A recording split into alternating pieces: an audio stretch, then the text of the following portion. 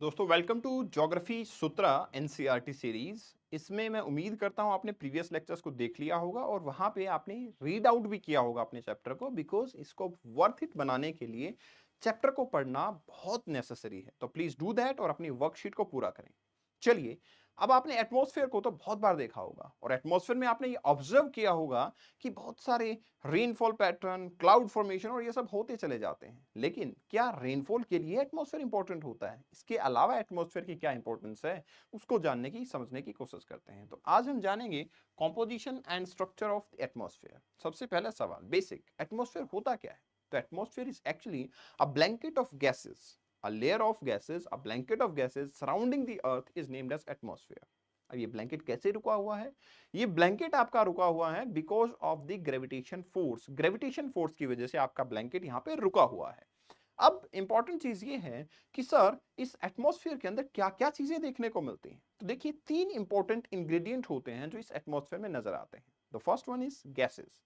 देखिए, बहुत सारी गैसेस एटमॉस्फेयर में नजर आती हैं। इंपॉर्टेंट चीज ये है कि ये गैसेस कोई परमानेंट नहीं है। ऐसा नहीं है कि इनिशियल एटमॉस्फेयर में वही गैसेस थी तो यहाँ पे भी देखने को मिलती हैं। लेकिन हाँ, अभी मोर और लेस ये गैसेस जो हैं वो ऑलमोस्ट सेम देखने को मिलती हैं। लेकिन इन गैसेस की दो कैटेगरी होती है। एक होती है परमानेंट, एक होती है वेरिएबल गैसेस। जैसे कार्बन डाइऑक्साइड है, काफी वेरिएबल है। आप जितना फॉसिल फ्यूल्स बर्न करेंगे कार्बन डाइऑक्साइड बढ़ता चला जाएगा। लेकिन कुछ गैसेस हैं जो फिक्स है। नाइट्रोजन है, आपका ऑक्सीजन है, वो ऑलमोस्ट फिक्स देखने को मिलती है।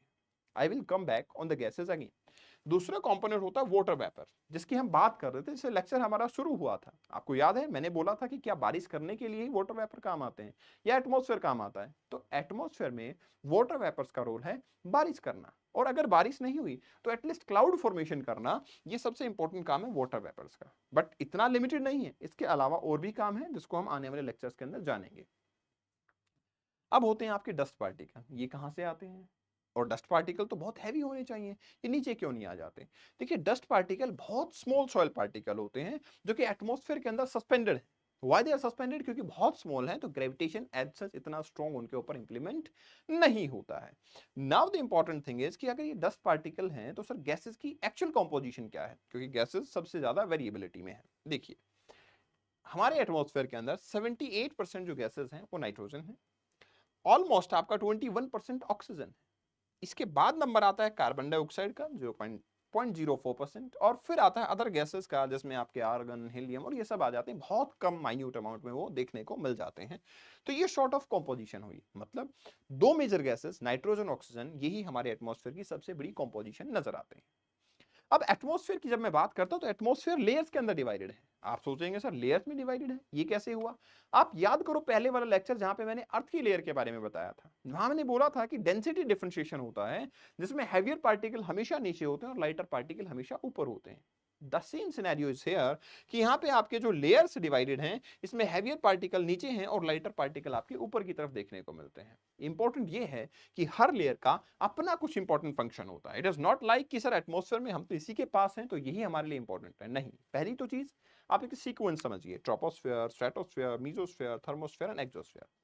जो आपका ट्रोपोस्फेयर होता है, this is the layer which is very much close to the earth surface. अब ये बहुत क्लोज है अर्थ सरफेस के, दैट्स अ गुड थिंग।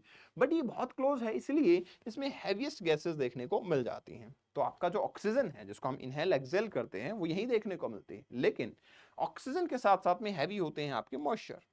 इसलिए आपको all sort of moisture will also be found in the troposphere layer. तो आपका इसका मतलब ये हुआ कि सर क्लाउड फॉर्मेशन और रेनफॉल, ये सारे जो फिनोमेना हमारे एटमॉस्फेयर में होते हैं, ये तो ट्रोपोस्फेयर में ही होते होंगे। डेफिनेटली ट्रू, ये सिर्फ ट्रोपोस्फेयर में होते हैं।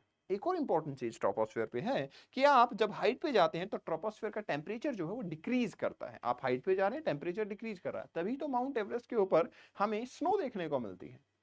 अब दूसरी लेयर आती है मेरी स्ट्रेटोस्फेयर। स्ट्रेटोस्फेयर की जो लेयर है, इसमें कंपैरेटिवली लाइटर गैसेस है। लेकिन एक इंपॉर्टेंट गैस है मेरे पास स्ट्रेटोस्फेयर में, और वो है मेरी ozone layer. You know very well, ozone layer is something जो हमें अल्ट्रावायलेट रेडिएशन से बचाती है। ओजोन लेयर इज समथिंग जो हमें अल्ट्रावायलेट रेडिएशन से बचाती है। तो अगर ओजोन लेयर अल्ट्रावायलेट रेडिएशन से हमें बचाएगी तो what sort of things we have? हमारी सबसे इंपॉर्टेंट लेयर ये बन जाती है, क्योंकि स्किन कैंसर हो सकता है, हमें बहुत सारी डिजीज हो सकती हैं, तो ये इंपॉर्टेंट लेयर मेरे लिए हो जाती है। एक और इंपॉर्टेंट चीज, आपने भाग मिल्खा भाग देखी होगी, जिसमें मिल्खा जी बोलते हैं कि ये एरोप्लेन बादलों से ऊपर ले आए, ये ठोकेगा। इसका मतलब ये है कि ये एरोप्लेन्स के लिए भी परफेक्ट लेयर है, क्योंकि यहाँ पे क्लाउड्स नहीं है, तो विजिबिलिटी बहुत क्लियर होती है। क्लाउड मेनली आपके ट्रोपोस्फेयर के अंदर ही रह जाते हैं। Now it comes to the another layer, mesosphere. देखिए मीजोस्फेयर वैसे तो काफी लाइट लेयर हो चुकी है, लेकिन इंपॉर्टेंट चीज ये है मीजोस्फेयर में कि जो आपके मीटेरोइड्स आते हैं, उल्का पिंड आते हैं, जो सेलेस्टियल बॉडीज आती हैं, जो अर्थ की सरफेस की तरफ बढ़ रही हैं, वो यहाँ पे बहुत जबरदस्त फ्रिक्शन महसूस करती हैं। And because of friction the increase in temperature, most of them burn out, वो बर्न आउट हो जाती हैं। अगर मीजोस्फेयर लेयर ना हो तो बहुत सारी हमारे पास मीटेरोइड अर्थ सरफेस पे पहुंचेंगे और उसकी वजह से हमें काफी बड़ा नुकसान देखने को मिल सकता है। You know it very well. तो मीजोस्फेयर हमारे लिए काफी इंपॉर्टेंट है। अब आप सोच रहे होंगे सर इसके बाद तो लेयर ही क्या बची होंगी, थर्मोस्फेयर है, एक्सोस्फेयर है, ये तो हमारे काम की ही नहीं होंगी, क्योंकि इतनी ऊपर तो क्या ही काम करेंगी। नो नो नो, ऐसा नहीं है। They are very very useful for us. कैसे इंपॉर्टेंट है? थर्मोस्फेयर की जब मैं बात करता हूं तो this layer particularly have some sort of ions present into it. अब जब ये आयंस प्रेजेंट होते हैं और आयंस की जो ये लेयर होती है, ये आयंस की लेयर ही हमारे पास सैटेलाइट कम्युनिकेशन एस्टेब्लिश करती है। मतलब you are watching my video now because of the internet facility. ये जो कम्युनिकेशन एस्टेब्लिश हो रहा है, इसमें आयनोस्फेयर का काफी इंपॉर्टेंट रोल होता है। ठीक, they have very very important role right है। एक और इंपॉर्टेंट चीज होती है, अगर आप पोलर एरिया में जाएंगे, जैसे कनाडा, आर्कटिक, रशिया, इन सब एरिया में जाएंगे, तो आपको एटमॉस्फेयर के अंदर बहुत ही कलरफुल क्लाउड नजर आते हैं, और उनका नाम होता है अरोरा। ये अरोरा जो इवेंट है, ये हमें इसी लेयर के अंदर देखने को मिलता है, क्योंकि जो आयनाइज पार्टिकल होते हैं वो आयंस के थ्रू एनर्जी एमिट करते हैं, और एनर्जी होती है कलर की फॉर्म में, तो वो हमें कलर क्लाउड्स जो हैं वो नजर आते हैं। ये काफी इंपॉर्टेंट है टूरिज्म के लिए, काफी सारे टूरिस्ट वहां जाते हैं अरोरा को ऑब्जर्व करने के लिए। एंड फिर फाइनल लेयर आती है मेरे पास, जिसका नाम है exosphere. Actually this layer is a transition between what, between the atmosphere and the space. Space और एटमॉस्फेयर के बीच में जो ट्रांजिशन पार्ट होता है वो मेरा एटमॉस्फेयर कहलाता है। एंड अब एक इंपॉर्टेंट कॉन्सेप्ट बताने वाला हूं आपको एटमॉस्फेयर के बारे में। देखिए जो एटमॉस्फेयर की लेयर है ना, इनकी हाइट इक्वेटर पे और पोल पे वेरी करती है। कैसे करती है? इक्वेटर पे आपका जो ट्रोपोस्फेयर है, इसकी हाइट अप्रोक्सीमेटली होती है 18 किलोमीटर, और वही ट्रोपोस्फेयर की हाइट यहाँ पे होती है पोल पे सिर्फ और सिर्फ 8 किलोमीटर। आप सोचेंगे डिफरेंस क्यों? एक्चुअली ये डिफरेंस होता है क्योंकि इक्वेटर पे काफी सनलाइट आती है, सनलाइट से हीटिंग होती है, हीटिंग से ये पार्टिकल राइज करने की कोशिश करते हैं, और ये सिचुएशन हमें नजर आती है।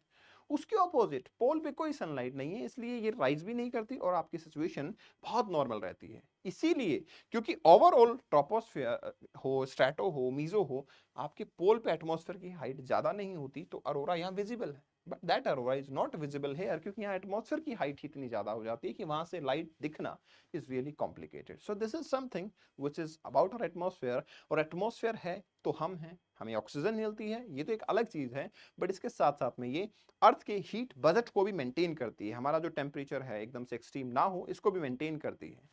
Are you curious about it कि कैसे करती है?